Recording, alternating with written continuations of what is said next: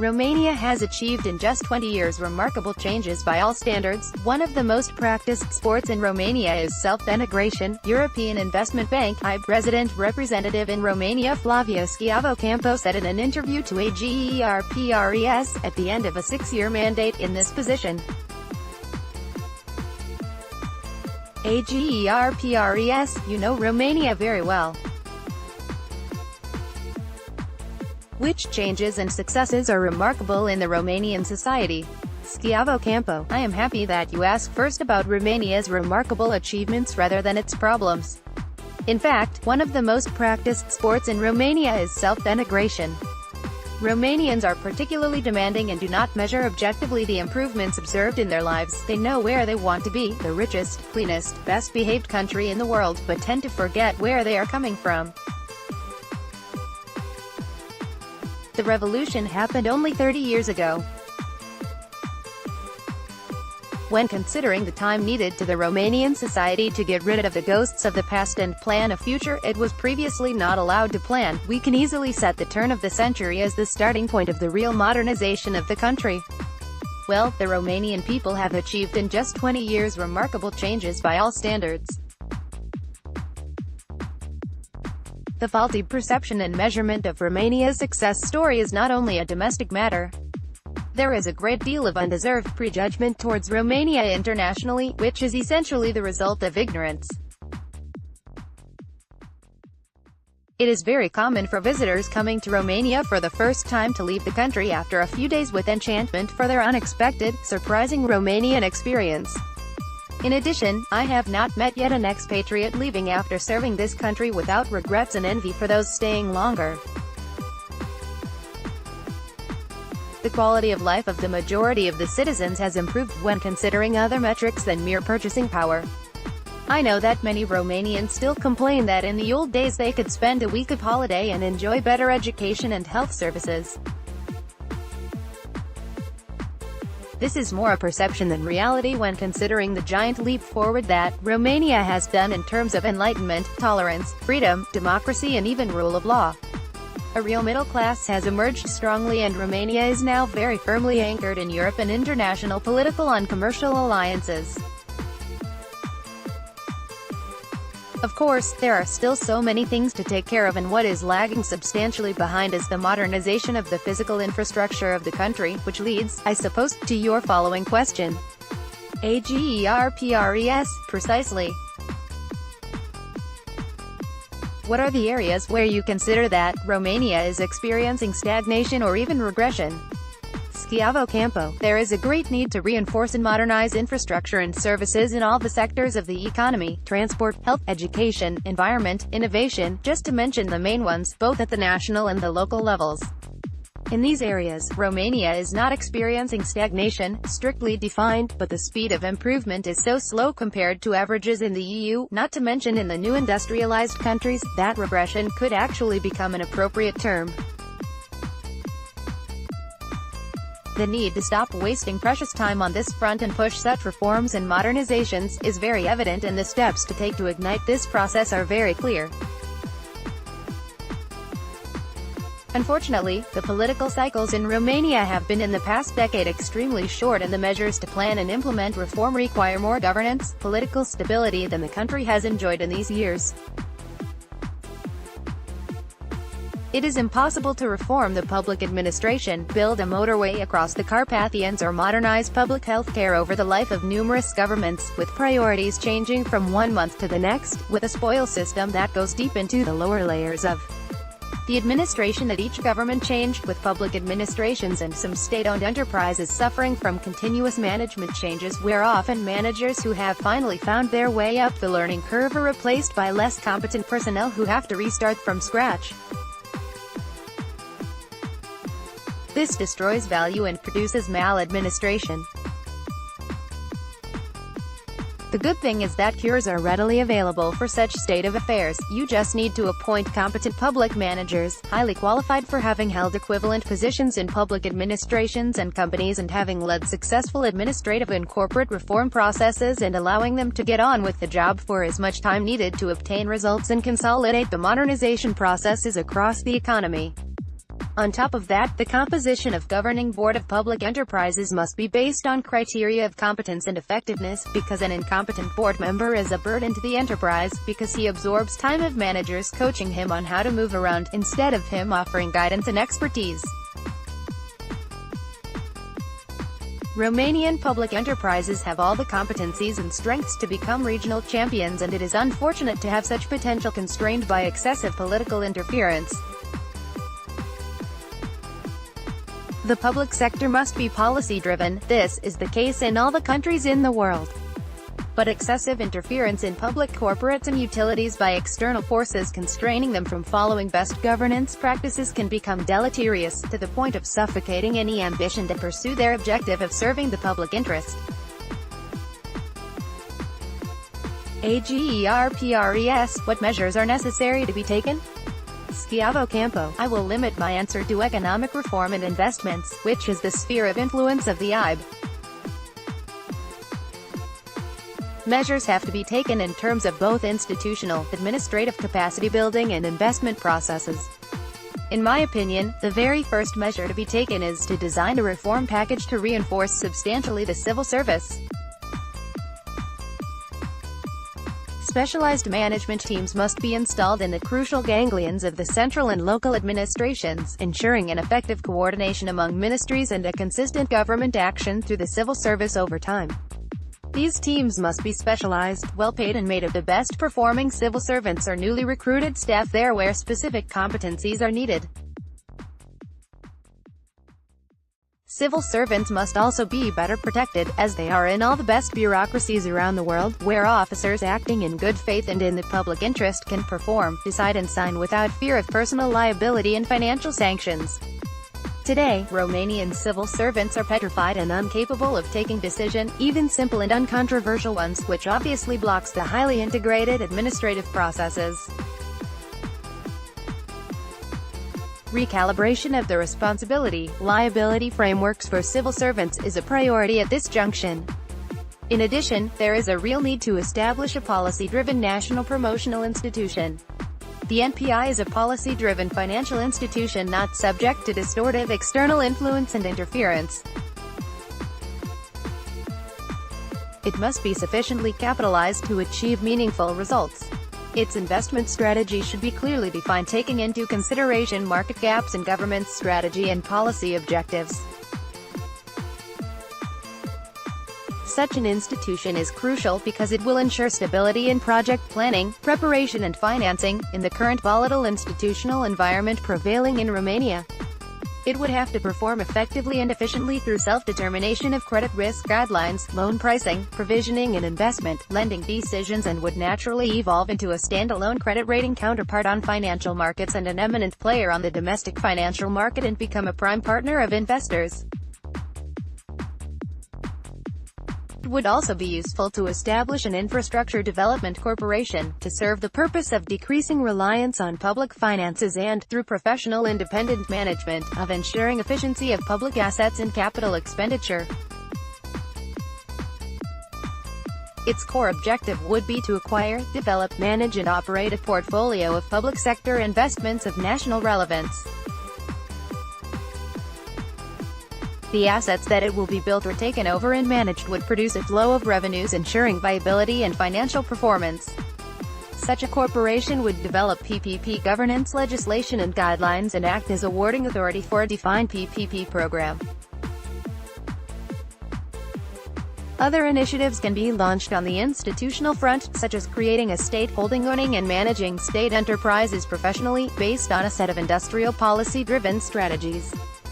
A unitary national approach, significant economies of scale and critical industrial, commercial and financial mass will be achieved for the Romanian industry to compete more effectively on international markets.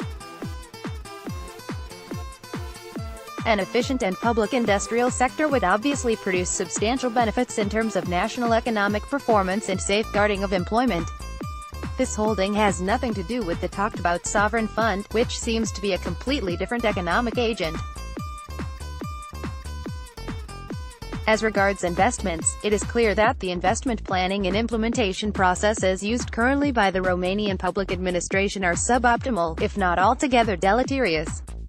Romania has shifted instantly from a context where any public investment, even the most extravagant and technically challenging, could be planned and undertaken at once, to a context where it is practically impossible to plan, design, tender and execute public works on schedule and on budget.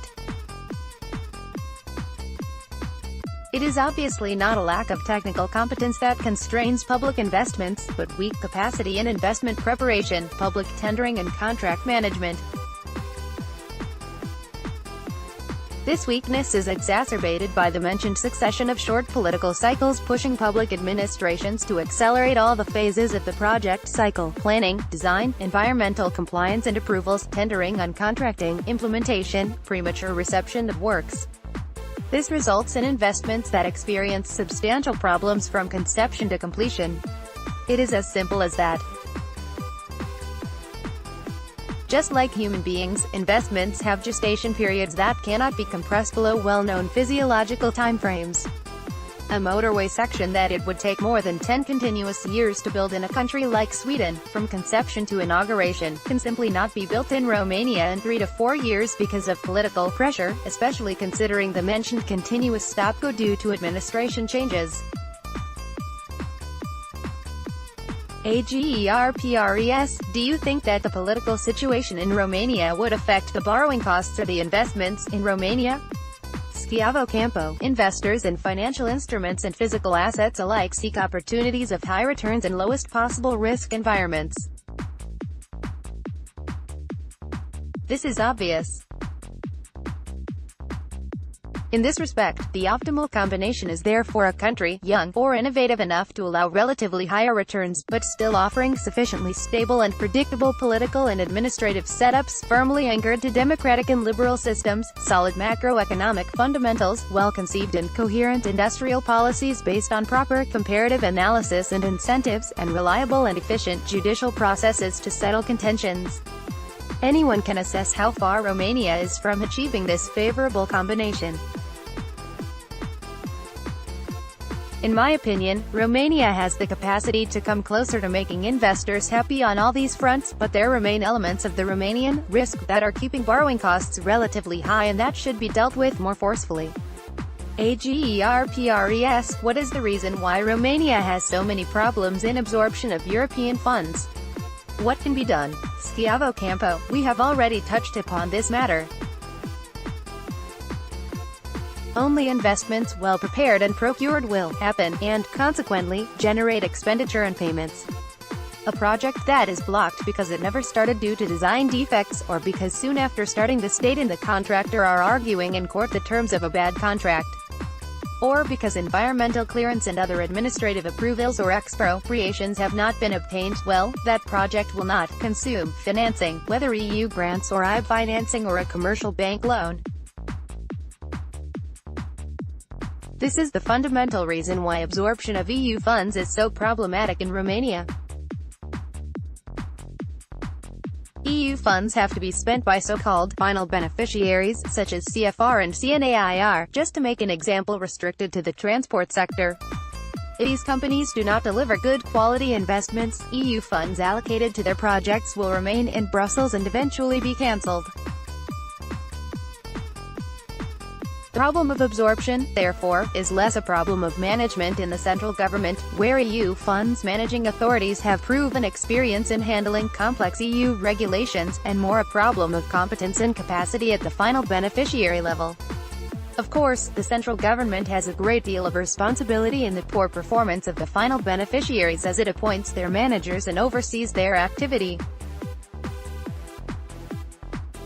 Agerpres, infrastructure remains a key sector where Romania has persistent difficulties. What is the explanation? What can Romania do in this regard? Schiavo Campo, the perception of Romanian citizens is that infrastructure standards are low mainly because there are relatively few kilometers of motorway in the country. There is a sort of obsession with the transport sector and motorways in Romania, but equally large infrastructure gaps are registered in the health, education and agricultural sectors. In the transport sector, investments lag behind because of the problem I mentioned before, essentially poor quality at all stages of the project preparation process. There are some quick-fix measures that could improve the situation, notably establishing mandatory minimum requirements for launching tenders and signing of works contracts. It should be categorically forbidden to promoters of public investments to launch tenders for works before 1. The feasibility study is fully approved, 2. Environmental permits are issued and valid, 3. Technical design is fully checked and verified, and 4. Responsibility for site investigations, geotechnical, is very precisely dealt with in the tender documents. It is obvious why these requirements, if unfulfilled, become sources of major delays if not project killers. Furthermore, and for the same reasons, it should be categorically forbidden to sign works contract 1. Before land acquisition is completed, 2. Financial arrangements are in place, financing contracts and/or state budget allocations, 3. The supervision engineer is hired and mobilized, and 4. Building permits are issued and valid. Concerning healthcare, the introduction of professional non-medical personnel in hospital management is a crucial step in the reform process. Doctors should take care of the citizens' health, not of buying sheets, replace windows or hire cleaning services. This reform is extremely hard to start and may take a decade or more. Obviously, there are consolidated centers of interest and power to dismantle, and it is not easy at all, but it has been carried out progressively and successfully in other parts of the EU. It is time to start it in Romania. This piece of reform must necessarily be coupled with measures designed to abolish at once all informal payments from patients to medical and paramedical staff, which, in turn, require that the overall remuneration scale of personnel be reviewed and aligned to comparable levels, standards in the EU. I believe that Romanian politics has not understood fully the huge returns, electoral, that can generate proper healthcare services. There is a lot of emphasis on transport, but I believe that citizens are most willing to reward modernization of healthcare, as well as education and proper small-scale urban infrastructure, rather than high-speed transport to move around the country. Pricing of drugs is another issue in Romania. Populistic measures designed to reduce the prices of medicines, based on prices of generic and off-patent drugs, has emptied the shelves in pharmacies, and created persisting shortages of crucial drugs because of large price differentials, inciting producers to avoid Romania altogether and dealers to re-export to other markets. In the agricultural sector, one of the main drivers of Romanian economic performance, reform should concentrate on reviewing land ownership registry in rural areas, a process that has begun, but is proceeding too slowly and must be completed. It is also crucial to launch an in-depth review of the country's hydrological system. Large-scale hydrological projects should then be defined, in order to avoid the systematic alternation of drought and flooding across regions most detrimental to agricultural production. Moreover, in order to attract private funds to the irrigation subsector, it is crucial to promote reliable contractual and financial arrangements among water producers, distributors and users. Today, unpaid water and weak contractual frameworks are the reason why most needed private financiers avoid engaging in a sector that has potentially very high financial returns for investors and major positive impact for rural communities. Finally, education. There is a real need for households to rely fully on school infrastructure and time to avoid the generalized hassle of costly meditations, which have become a full-fledged parallel, private schooling system. Citizens expect that the system be reformed profoundly. An underperforming education system, because of a poor organization of the teaching, or because of the obsolescence and inefficient distribution of school infrastructure, takes considerable tolls on the strength of a nation. Functional illiteracy and early school leaving is not only a social problem, it is also very expensive for the society. In this respect, it is of tantamount importance to review the territorial distribution of primary schools in order to reduce the rate of early school leaving in rural areas due to distance and transport constraints. ESL reaches 27% in rural areas, 17% in smaller urban centers and 7% in large cities. It is also a matter of social equality. All children must be given the means to reach the nearest school to home, and not one child must be left behind. Perhaps this is the right introduction to a last theme I tried to alert to, unsuccessfully: Romanian authorities, political parties and civil society. passiveness that makes me very bitter about Romanians' conscience. I am talking about street children. A nation that is not capable or willing to safeguard the health, security and education of all its children can hardly be considered fully civilized by standards of modern societies. There are about 1,500 children if not more living in sewers in Bucharest, and half of this population carries infections that are a real problem for the population at large. The reputational damage caused to Romania by the stories, documentaries, and images of Romanian children living in the underground sewers is simply incalculable and is completely disregarded by the Romanian political class. Citizens in civilized countries are in disbelief and crying out their rage for this situation that has become in the world one negative trademark of a country in the heart of Europe. Romania must launch at once a long-term program intended to recuperate homeless youth. The program must be carried out relying heavily on specialized NGOs that already operate to ensuring health rehabilitation to start with, shelter, education and gradual insertion into society. The cost to the society of such a program is negligible when compared to its immense social returns. Agerpres, do you consider Romanian economy is adequately prepared to face an economic crisis? Schiavo Campo, this is a question you should rather ask other institutions having more data and knowledge to understand the resilience of the Romanian economy. My personal opinion is that the house is structurally strong enough to face relatively heavy storms, but that the good fundamentals of the economy registered up to last year must be maintained and possibly strengthened. Now is the time to do it, now that the country is enjoying very comfortable economic growth. At the same time, disparities among citizens must be reduced, but without jeopardizing the overall favorable macroeconomic equilibria achieved up to last year. I also believe that macroeconomic aggregates and performance are not all when it comes to judging whether a system is strong and healthy enough to face economic downturns.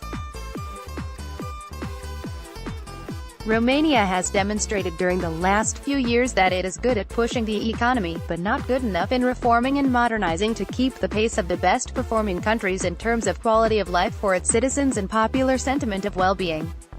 In this respect, an economic crisis could represent a dangerous detonator of popular discontent.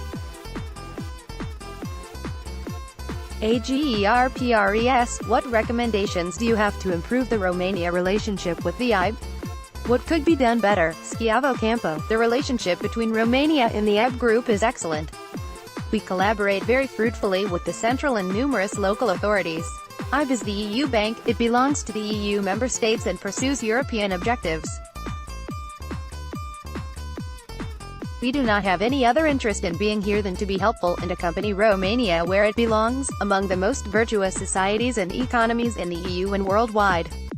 We booked new activity last year alone amounting to 1.9 billion euros, and we have extended close to 15 billion euros of lending to the Romanian economy since 1993 when we started operating here.